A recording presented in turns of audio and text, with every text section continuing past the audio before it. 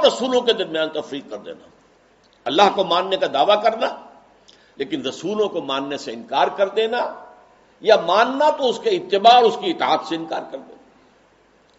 یہ در حقیقت ایک اہم ترین جو ہے فتنہ اس وقت جو دجالیت کا سب سے بڑا سیلاب آ رہا ہے، اس کا اصل ہدف یہی ہے، اس کا گول تو یہ ہے کہ اسلامی تہذیب کے جو بچے کھچے اثرات رہ گئے ہیں ان کا صفایا کر دیا جائے، لیکن اس کا حربہ کیا ہے؟ اللہ اور اس کے رسول کے درمیان تفریق۔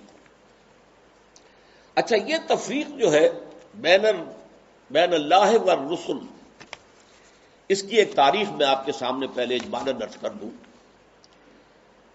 آغاز اسلام میں سب سے پہلے اس کا اظہار ہوا ہے، مظاہرہ ہوا ہے یہود کی طرف سے۔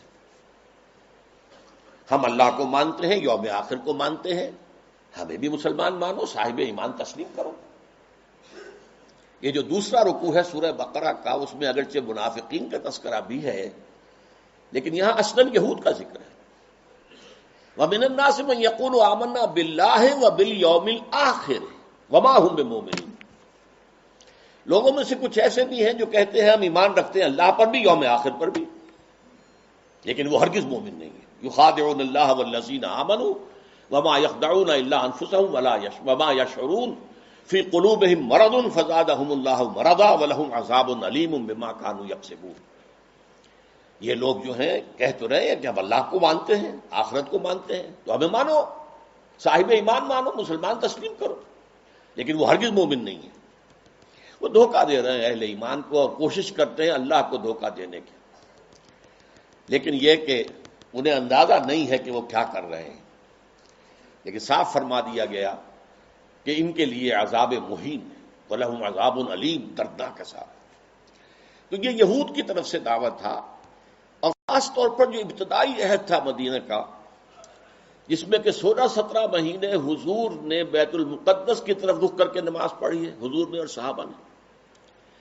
اس وقت خاص طور پر ابھی یہودیوں کے کام کھڑے نہیں ہوئے تھے کہ یہ کوئی نیا دین آ گیا ہے یا یہ کوئی نئی امت کی تاسیس ہو رہی ہے، یہ تو ہمارے ہی قبلے کی پیروی کر رہے ہیں۔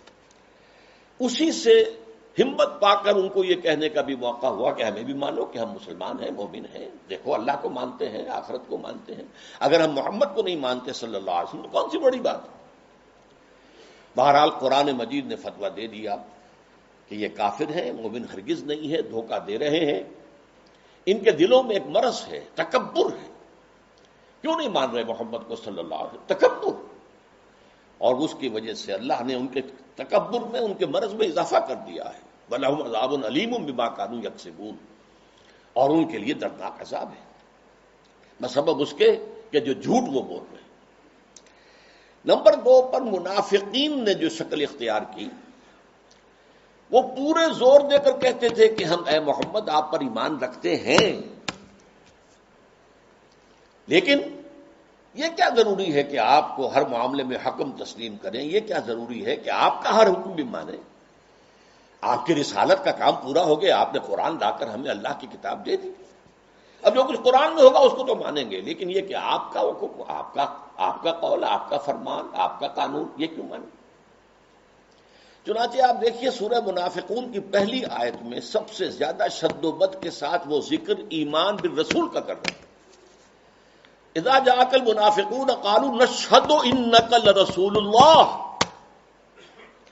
اے نبی، جب آپ کے پاس یہ منافق آتے ہیں اور کہتے ہیں کہ ہم گواہ ہیں کہ آپ اللہ کے رسول ہیں، واللہ یعلم انک لرسول، اور اللہ خوب جانتا ہے، اللہ سے بڑھ کر اور کس کو معلوم ہوگا کہ اے محمد آپ اللہ کے رسول ہیں صلی اللہ علیہ وسلم۔ واللہ یشہد ان المنافقین لکاذبون، لیکن اللہ تعالیٰ گواہی دیتا ہے کہ یہ منافقین جو ہیں یہ جھوٹ بول رہے ہیں، ان کا آپ کی نبوت و رسالت پر وہ ایمان نہیں ہے کہ جو ہونا چاہیے۔ خاص طور پر قتال کے بارے میں انہوں نے یہ کہنا شروع کر دیا تھا کہ یہ تو خود اپنی طرف سے شروع کر دیا ہے محمد نے صلی اللہ علیہ وسلم۔ ابھی قرآن میں تو قتال کا ذکر ہی نہیں آیا، اور وہ کہتے تھے کہ کوئی سورت کیوں نہیں اتری؟ یہ جو چھیڑ چھاڑ مکے والوں سے شروع کر دی ہے، یہ جو ان کے قافلوں کا پیچھا کر رہے ہیں، تعاقب کر رہے ہیں، ان کی ایک پولیٹیکل آئسولیشن اور اکنامک بلاکیٹ کے جو اقدامات کیے تو خود کیے انہوں نے، اس کا اللہ کی کتاب سے تو کوئی تعلق نہیں ہے. اسی پر سورہ محمد نازل ہوئی ہے صلی اللہ علیہ وسلم. لیکن یہ جو معاملہ ہے اس پر بھی فرما دیا گیا کہ یہ کفر ہے.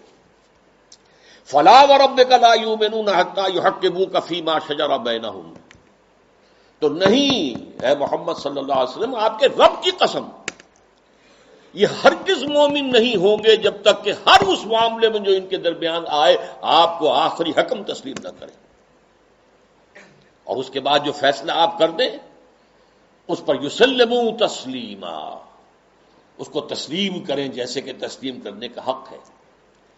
ثم لا یجدوا فی انفسہم حرجا مما قضیت، پھر وہ اپنے سینوں میں تنگی بھی محسوس نہ کریں آپ کے فیصلے پر.